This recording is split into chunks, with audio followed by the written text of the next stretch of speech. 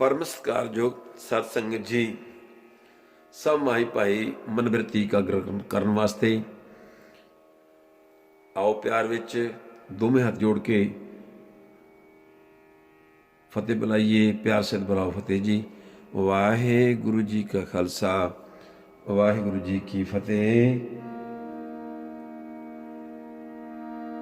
अज का श्लोक जो है ये 29वां श्लोक है जी।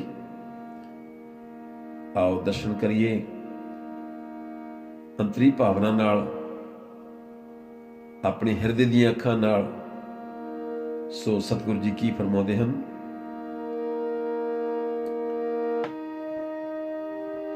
जो प्राणी निस दिन भजे रूप राम ते जान, हर जन हर अंतर नहीं, नानक साची मान। हर जन हर अंतर नहीं, नानक साची मान।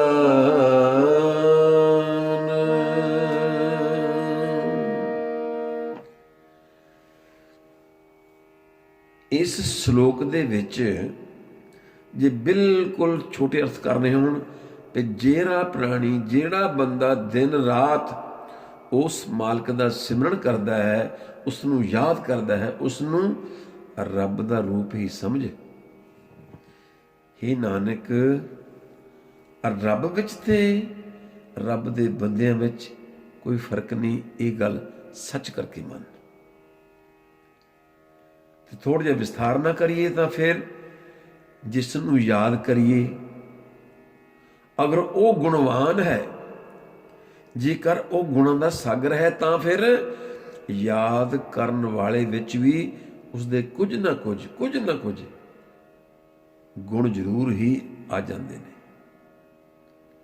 अगर वो अवगुणां दी पंड है जिसनूं तुसीं याद करदे हो, अगर वो अवगुणां दी पंड है तो याद करने विच भी अवगुण जरूर ही आउणगे।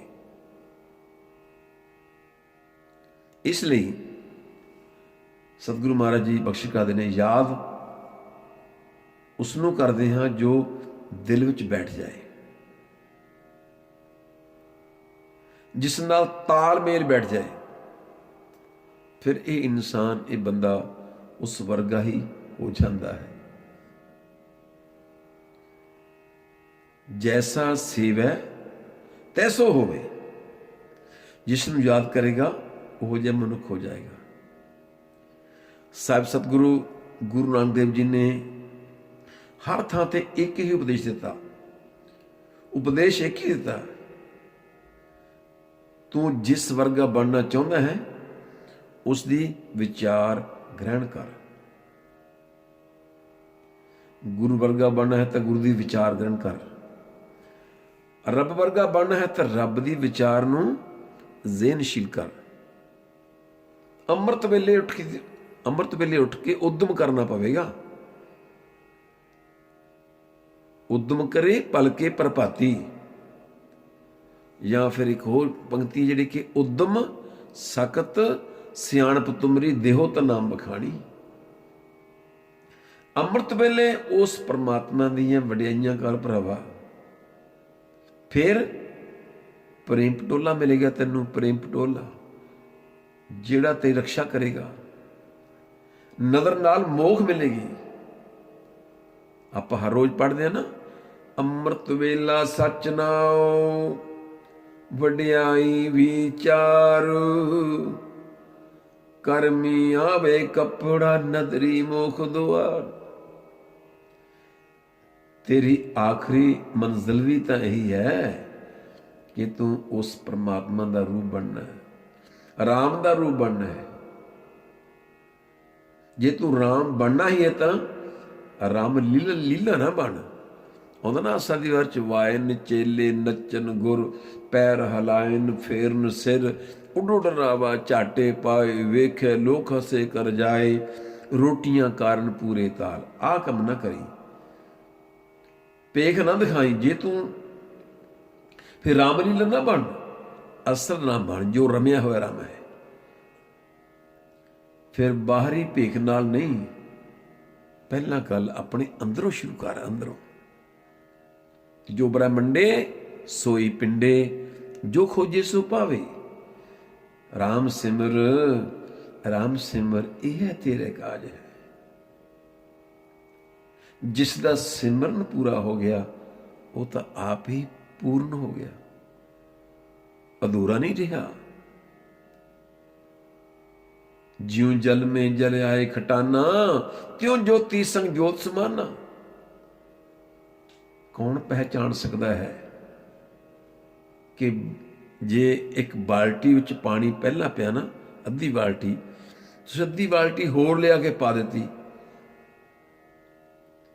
ਕੋਈ ਪਹਿਚਾਣ ਕਰੇਗਾ ਕਿ ਜਿਹੜਾ ਪਹਿਲਾ ਪਾਣੀ ਪਾਇਆ ਸੀਗਾ ਸਵੇਰ ਦਾ, ਜਿਹੜਾ ਮਗਰੋਂ ਪਾਣੀ ਪਾਇਆ, ਉਹ ਦੋਹਾਂ ਚੋਂ ਕਿਹੜਾ ਹੈ? ਪਹਿਲਾਂ ਪਾਣੀ ਪਾਇਆ ਉਹ ਕਿਹੜਾ ਹੈ, ਜਿਹੜਾ ਬਾਅਦ ਵਿੱਚ ਪਾਇਆ ਉਹ ਕਿਹੜਾ ਹੈ? ਨਹੀਂ। ਸਤਿਗੁਰੂ ਜੀ ਕਹਿੰਦੇ ਹਰ ਕਾ ਸੇਵਕ ਸੋ ਹਰ ਜਿਹਾ। ਵਾਹ ਵਾਹ। ਲੋਕ ਹੈਰਾਨ ਹੋ ਗਏ ਸਨ। ਕਦੋਂ? ਜਦੋਂ ਲੈਣਾ ਨਾਨਕ ਬਣ ਗਿਆ। ਕਿਤੇ ਭੁਲੇਖਾ ਨਾ ਖਾ ਜਾਣਾ, ਕਿਤੇ ਟਪਲਾ ਨਾ ਖਾ ਜਾਣਾ। ਸਰੀਰ ਤਾਂ ਉਹੀ ਸੀ, ਉਹ ਤਾਂ ਨਹੀਂ ਬਦਲਿਆ। ਸਰੀਰ ਤਾਂ ਵੱਖ-ਵੱਖ ਸਨ, ਸਿਰਫ ਗੁਰੂ ਨਾਨਕ ਦੀ ਜੋਤ ਔਰ ਗੁਰੂ ਨਾਨਕ ਦੇ ਗੁਣ,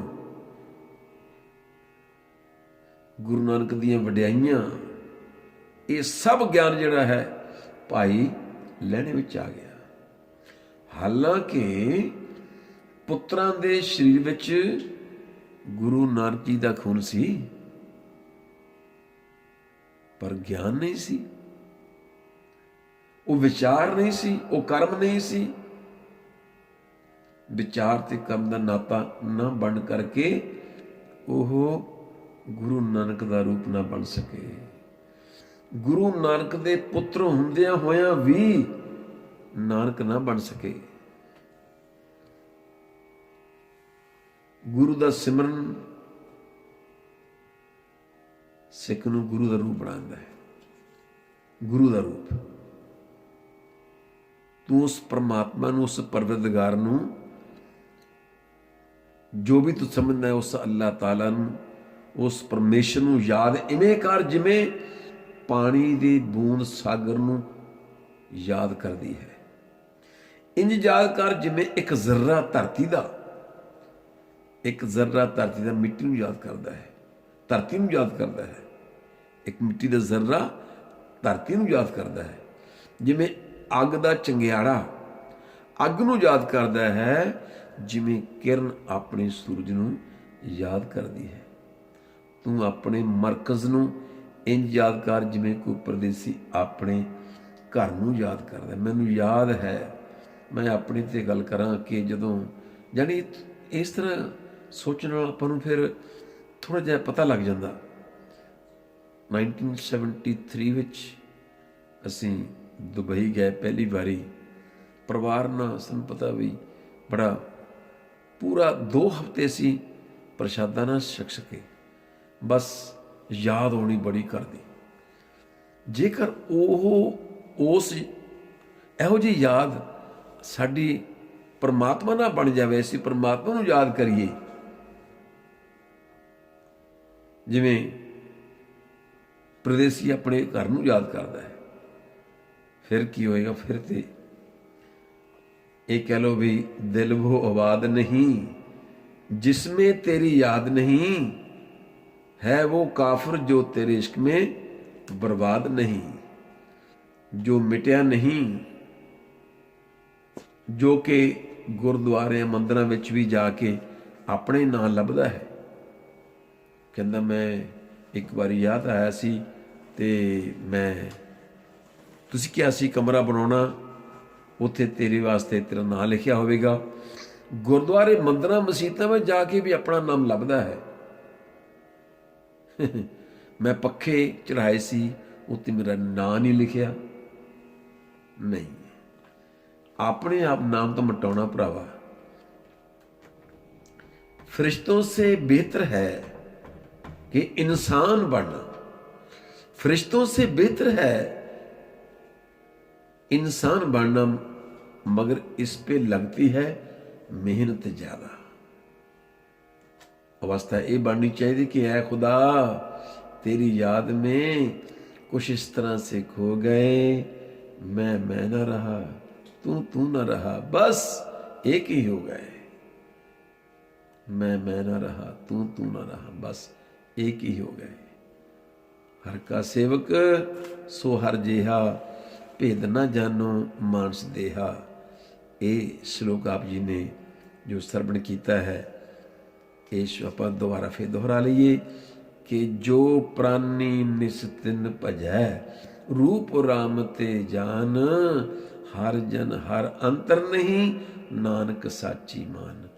हर हरि दा जन ते हरि विच, हर हर जन दो एक है, बिब विचार क्षना है, जल ते उपज तरंग ज्यों, जल ही विखे समाए।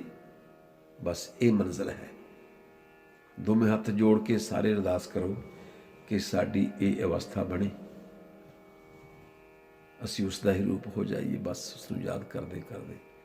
सो संसार दा जिंदगी बहुत छोटी है, बहुत जल्दी करिए, क्योंकि कई बारी जिंदगी च असी पता हुंदा कि फलाने टाइम तक फलाने टाइम असी आ प्रोग्राम रखा है ना, लेकिन इहदा कोई पता नहीं।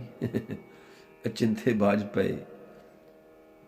सानू गुरबाणी सुचेत करती है, बड़े चुकन्ने करती कि सब जाए मिलो सतगुरु को, मेरी जिंदड़ीए जो हर हर नाम दृढ़ावे राम, हर जपदियां खिन ढिल ना कीजे मेरी जिंदड़ीए, मत के जापे साहो आवे कि ना आवे राम। हर जन हर अंतर नहीं, नानक साची मान। होइयां भुल्लां चुकां माफ। सो जिहड़ा दास अगे ही बेनती करदा है कि इस प्रोग्राम नूं, इस श्लोक नूं सारे अपने दोस्तां मित्रों नूं भेजो, तुहाडा भी भेजण वालिआं दा भला होवेगा। ते बहुत बहुत धन्नवाद जी। बेअंत भुल्लां माफ। तमाम दे काज रास कर सच्चे पातशाह जीओ। प्यार नाल आखो सतनाम श्री वाहिगुरू जी। वाहिगुरू जी का खालसा, वाहिगुरू जी की फतेह।